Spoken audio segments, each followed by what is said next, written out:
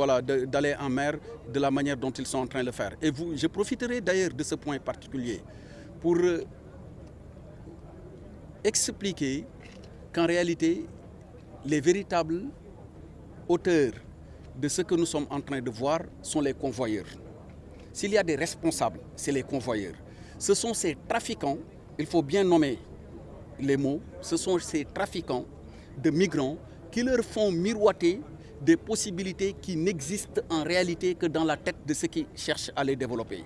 Alors sous ce rapport-là, il y a une loi qui existe depuis 2005-2006 et qui réprime de façon très sévère de telles pratiques, mais il est important aussi à l'attention de ces jeunes de le leur faire comprendre, de leur expliquer que ceux qui vous vendent des illusions, en réalité, ne veulent profiter que de cette volonté qui vous anime de vouloir aller ailleurs. Voilà en quelque sorte le contenu du message que je voulais délivrer à l'endroit de ces jeunes.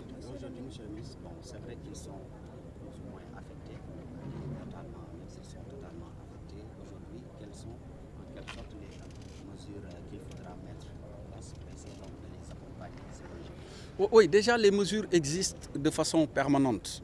Je l'ai dit tantôt, lors de l'élaboration de la stratégie nationale de lutte contre la migration irrégulière, les forces de défense et de sécurité, parce qu'elles jouent un rôle important de prévention, mais également de répression contre les auteurs d'infractions relatives à ce trafic de migrants. Mais il y a aussi les associations de migrants, les communautés de base. Et ces associations de migrants ont toujours été impliquées dans l'élaboration de tout ce qui est programme en vue de freiner ce phénomène que nous connaissons au Sénégal. Alors c'est dans ce cadre justement qu'il faudra les intégrer, essayer d'identifier les besoins qui les concernent, s'il s'agit d'un besoin d'accompagnement en termes de financement, s'il s'agit d'un besoin en termes de recrutement, mais au-delà, surtout, parce qu'ils ne sont pas tous concernés par des problèmes de chômage ou de problèmes d'emploi. Il y en a d'ailleurs tout à l'heure, quand il descendait du bateau, il y en a qui a dit effectivement que lui, il avait un emploi, qui était un chauffeur.